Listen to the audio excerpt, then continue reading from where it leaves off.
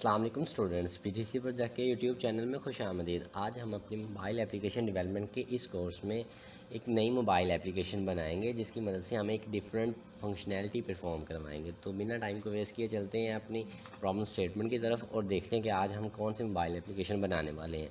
तो हमारी आज की प्रॉब्लम स्टेटमेंट है, create an Android app of opening your favourite website on a single click.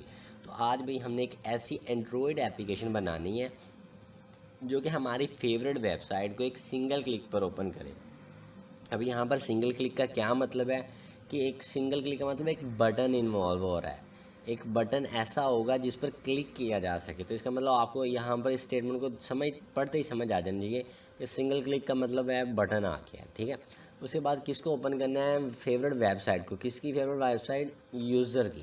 अब यूज़र की फेवरेट वेबसाइट कौन सी है ये हमें कैसे पता लगेगा? तो भाई वो एंटर करेगा यार, वो हम एक एडिट टेक्स्ट को यूज़ करेंगे जिससे वो उस इमेज को एंटर करेगा, मतलब उसको वेबसाइट की यूआरएल को एंटर कर देगा और उसके बाद वो क्लिक करेगा तो वो रन हो जाएगी।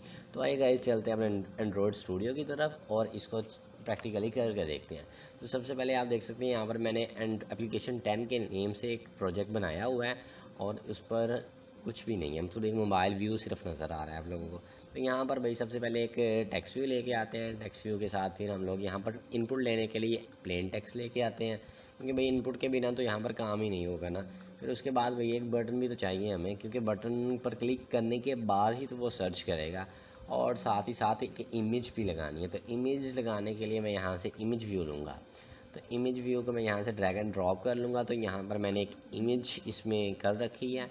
तो जैसे मैं इसको ओके पे क्लिक करता हूँ तो वो इमेज मेरी यहाँ पर लोड हो जाएगी। तो बट अगर आपको नहीं पता कि ये इमेज कैसी आई है तो आप हमारी पिछली वीडियो को देख सकते हैं जिसमें हमने स्पेसिफिकली यही चीज़ सिखाई थी कि आप इमेज कैसे लगा सकते हैं। तो आप इस तरह से करके पिछली वीडियो को देख के इमेज व्यू को समझ सकते हैं। तो यहाँ पर हमने एक इमेज भी लोड कर ली है। ये इमेज किस लिए? ये हमारे सर्च के रेलिवेंट है, मतलब सर्च थोड़ी लुकिंग अच्छी बनाने के लिए हमने इसको यूज़ किया है। सबसे पहले इसका टेक्स्ट चेंज करेंगे और यहाँ पर लिखेंगे हम लोग एंटर वेबसाइट URL। अब ये तो लिख दिया। अब यूज़र को भाई कौन बताएगा कि किस फॉर्मेट में लिखना है, क्योंकि वो हो सकता है लिख दे भाई pakistan.com। तो ऐसे नहीं लिखना है यार, हमने उसको बताना है कि भाई आप कैसे लिखो। तो उसको हिंट करने की बहुत ज़रूरत है हमें। यहाँ पर मैं हिंट में आऊँगा और यहाँ पर मैं लिख दूँगा HTTP और उसके बाद www.example.com। तो ये हो गया हमारी उसके लिए हिंट।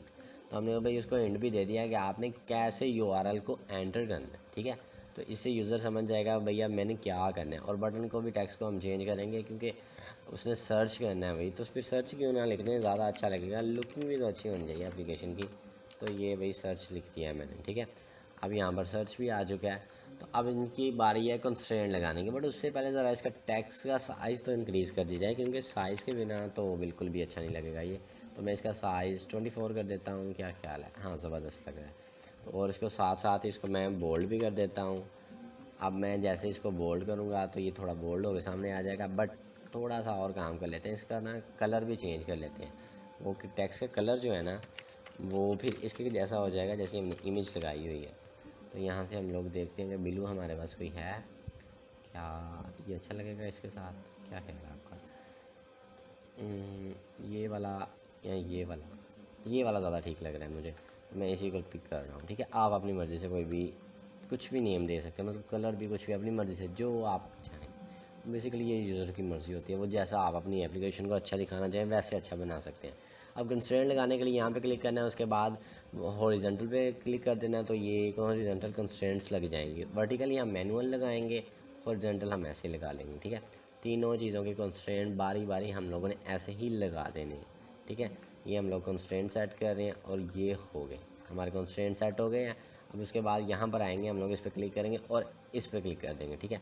तो ये हमारे लिए कंस्ट्रेंट ना सिर्फ लगाएगा बल्कि पैडिंग भी खुद ही सेट कर देगा। तो सेम वर्क हमने इसके लिए भी करना है और एज़ इट इज़ हमने ये इमेज के लिए भी करना है। इमेज के बाद हमने ये करना है बटन के लिए। तो अब हमारा आलमोस्ट कुछ फ्रंट एंड तैयार हो चुका है। तो इसको ना एक दफ़ा रन करके देख लेते हैं भाई ये सही से काम कर रही है या नहीं।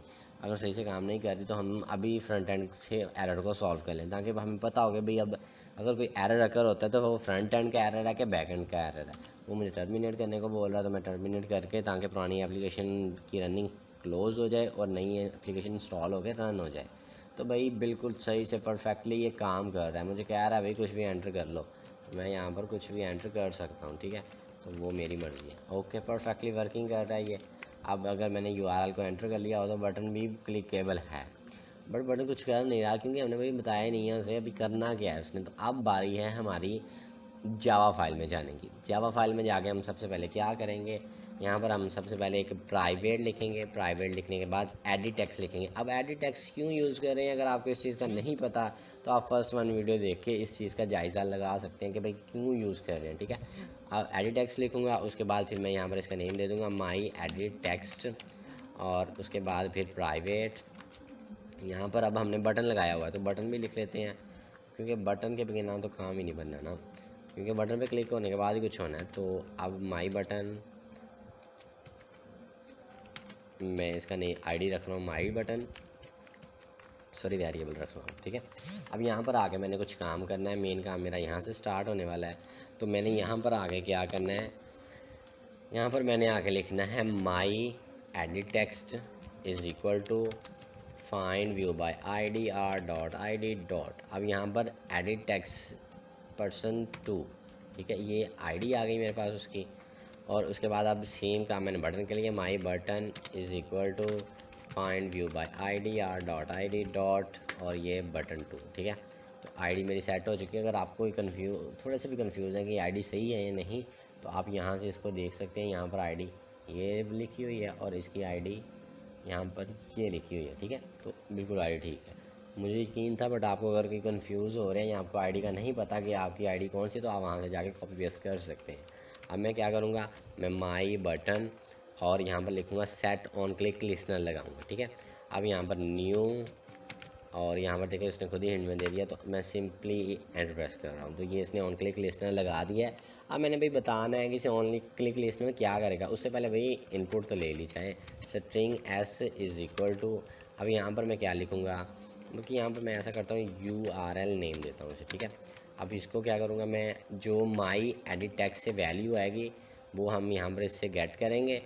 गेट टेक्स्ट ये आ गया टू स्ट्रिंग की फॉर्म में लेंगे और URL में स्टोर कर देंगे। URL में स्टोर करने के बाद इस पर कंडीशन लगाएंगे, इफ़ नॉट टेक्स्ट के साथ यूटिल्स और डॉट इज़ एम्प्टी। तो मैं कंडीशन लगा रहा हूँ भाई इसमें जो टेक्स्ट है अगर वो एम्प्टी हो, किस में टेक्स्ट, वो जो हमारा URL में टेक्स्ट, मतलब यूज़र अगर URL एंटर ना करे तो क्या हो।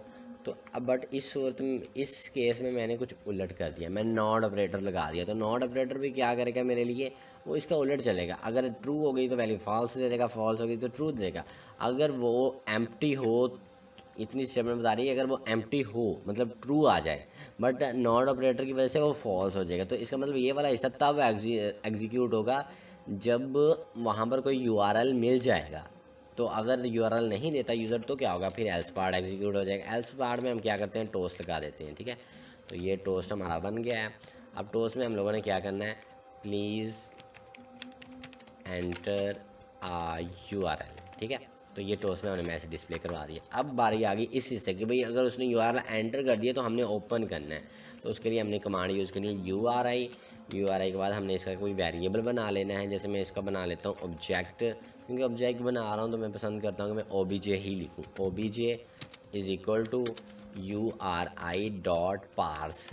तो अब ये URI डॉट पार्स क्या कर रहा है, URI का जो पार्स वाला मेथड है उसको असेस करेगा। अब वो पार्स वाला मेथड हमारे लिए क्या करेगा, वो हमसे URL पिक कर लेगा। कैसे पिक कर लेगा, हमने क्योंकि यहाँ से पिक कर लेगा, जो हमने डाटा URL में स्टोर किया वो यहाँ से पिक करके OBJ को दे देगा। OBJ का क्यों दे देगा, ताकि वो उसको पार्शियली कन्वर्ट करके एक, आप कह सकते हैं कि एक लिंक की फॉर्म में चेंज कर लें। पहले वो टेक्स्ट की फॉर्म में यहाँ पर ला रहा है, तो अब वो टेक्स्ट से उसने URL बना लिया है उसका, ठीक है। अब URL बना लिया तो उसके बाद भी तो उसने कुछ करना है, मतलब उस URL को ओपन करके भी तो दिखाना है। तो उसके लिए हम क्या यूज़ करेंगे, इंटेंट। जब भी कोई हमें एक्शन परफॉर्म करवाना होता है, एक स्क्रीन से दूसरी स्क्रीन की तरफ जाना हो, एक एक्टिविटी से दूसरी एक्टिविटी पे जाना हो, तो हम इंटेंट को यूज़ करते हैं। और अब इसका ऑब्जेक्ट बनाऊंगा obj2 के नेम से इज़ इक्वल टू, अब देखें वो एरर आ रहा है इंटेंट पे। क्या कह रहा है भाई, इंटेंट कह रहा है कि भाई आपने क्लास नहीं इंसर्ट की, तो इसे पता ही नहीं है इंटेंट है क्या। तो मैं इसे सिंपली इस पर क्लिक कर दूँगा, इस पर आऊँगा, आर्ट एंटर प्रेस करूँगा तो वो क्लास को इंपोर्ट करेगा। उसके बाद मैं क्या करूँगा, यहाँ पर न्यू लिखूँगा, न्यू लिखने के बाद मैं इंटेंट, और यहाँ पर अब मैं लिखूँगा इंटेंट डॉट एक्टिव व्यू। यहाँ पर खुद ही उसने सजेशन में दे दिया एक्टिव व्यू, और उसके साथ कॉमा, कॉमे के बाद अब बताना है भाई कौन सा व्यू एक्टिव करना है, तो OBJ वाला, ठीक है। मतलब ये जो लिंक है ना, इसका जो व्यू आएगा वो एक्टिव करना है भैया आपने अब, ठीक है। उसके बाद क्या करेगा, वो स्टार्ट एक्टिविटी कर देगा। कौन सी एक्टिविटी स्टार्ट कर देगा, इंटेंट की, सॉरी इंटेंट OBJ2 की। तो यहाँ पर अब मैं एक दफ़ा आपको समझाता चलूँ।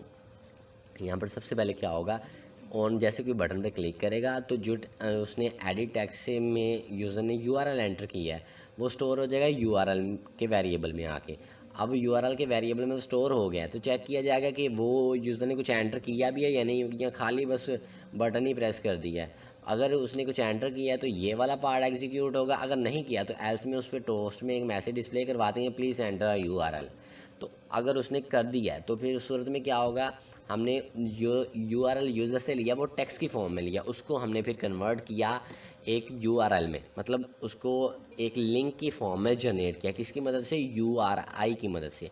URI एक ऐसी क्लास है जो कि हमें URL के साथ वर्किंग को अलाउ करती है। उसका हमने मेथड यूज़ किया पार्स। इसका मतलब है कि ये टेक्स्ट को लो, उसको कन्वर्ट कर दो, पार्सिंग कर दो इसकी URL में, ठीक है। अब उसके बाद क्या किया, हमने इंटेंट किया। हमने न्यू विंडो को ओपन करने के लिए इंटेंट को यूज़ करते हैं। तो जब हमने इंटेंट किया तो इंटेंट में हमने क्या किया, भी ऑब्जेक्ट को बता दिया कि जो इंटेंट करे वो क्या करे, इंटेंट में एक्टिव कर दे इस व्यू को। किस व्यू को, जो OBJ में, मतलब जो लिंक हमने इसको OBJ में पास किया है वेरिएबल में, उसको एक्टिव कर दे। और एक्टिव करने के बाद हमने ये वैल्यू इसको दे दी। अब हमने क्या, भाई एक्टिव तो हो चुका है, अब एक्टिविटी मुझे नज़र भी तो आनी चाहिए। तो फिर मैंने क्या कह दिया, स्टार्ट एक्टिविटी OBJ2। अब जो लिंक हमारे पास था उसकी एक्टिविटी को स्टार्ट भी कर दे। तो अब इसको एक दफ़ा रन कर लेते हैं। तो ये आप देख लें, आप रन होना स्टार्ट हो गया, ग्रेडर बिल्डिंग स्टार्ट हो चुकी है। तो वो टर्मिनेट करने को आ रहा है क्योंकि हमने वो पहले ही एप्लीकेशन को एक दफ़ा ऑन किया हुआ था। तो अब बैकएंड के साथ ही एप्लीकेशन हमारे सामने आएगी। तो देखिए मैं एक दफ़ा कुछ भी एंटर किए बगैर यहाँ पर सर्च पे क्लिक करने जा रहा हूँ। तो जैसे मैंने सर्च पे क्लिक किया वो कह रहा है प्लीज़ एंटर URL, और कुछ नहीं किया उसने, मतलब ये वाला हिस्सा परफॉर्म ही नहीं हुआ, सिर्फ ये वाला हुआ और बात खत्म। अब मैं भाई कुछ एंटर कर ही देता हूँ, HTTPS, और मुझे सबसे जो ज़्यादा याद है लिंक वो हमारा है गूगल का, www.google.com। तो ये हो गया। अब मैं सिंपली क्या करता हूँ, सर्च पे क्लिक कर देता हूँ। जैसे मैंने सर्च पे क्लिक किया, अब देख सकते हैं मेरा ब्राउज़र ओपन हो गया। कौन सा ब्राउज़र ओपन हो गया भाई, मेरा गूगल क्रोम ओपन हो गया है, ठीक है। तो इसका मतलब है कि मेरा ब्राउज़र वर्क कर रहा है। अब मैं भाई इस वेबसाइट को सर्च ही नहीं करना चाह रहा था, गलती से हो गई यार, सॉरी। मैं अब ना कोई और वेबसाइट लगाता हूँ। तो आप जानते हैं कि W3 स्कूल एक बहुत ही फेमस वेबसाइट है जो कि यूज़ की जाती है कोडिंग के रेलिवेंट कोई भी चीज़ को सर्च करने के लिए। तो मैं W3 स्कूल लिख रहा हूँ और उसके बाद मैंने सिंपली यहाँ पर सर्च के बटन पे क्लिक कर रहा हूँ, ठीक है। तो जैसे मैंने सर्च के बटन पे क्लिक किया, आप देख सकते हैं वो वाला URL HTTPS www.w3school.com वो यहाँ पर मेरे सामने आ चुका है, ठीक है। तो ये उसने उसके रेलेवेंट एक वेबसाइट को ओपन कर दिया है। आई थिंक यहाँ पर कुछ प्रॉब्लम आ गई है क्योंकि मुझे लगता है मैंने ना इसको लिखने में थोड़ी मिस्टेक कर दी है, मतलब नेम वगैरह ना तो कुछ आगे पीछे हो गया, तो इस वजह से ये एरर आ रहा है। बाकी एप्लीकेशन हमारी प्रॉपरली वर्क कर रही है। तो गाइज़ आज की वीडियो में हम लोगों ने देखा कि हम किस तरह से एक एंड्रॉयड एप्लीकेशन बना सकते हैं जिससे सिंगल क्लिक पर हमारी कोई भी फेवरेट वेबसाइट एक्टिवेट हो सकती है। तो गाइज़ आज के लेक्चर में बस इतना ही। Thank you very much guys.